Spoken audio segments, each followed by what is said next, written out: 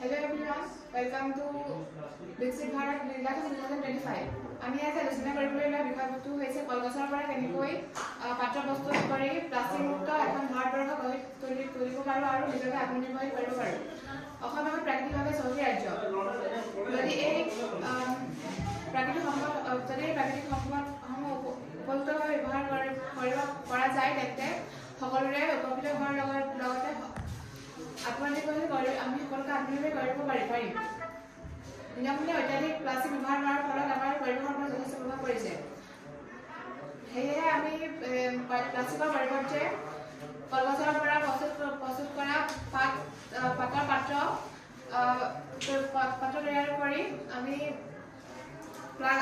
পৰিৱেশ প্ৰদূষণ ৰোধ কৰিব পাৰিম।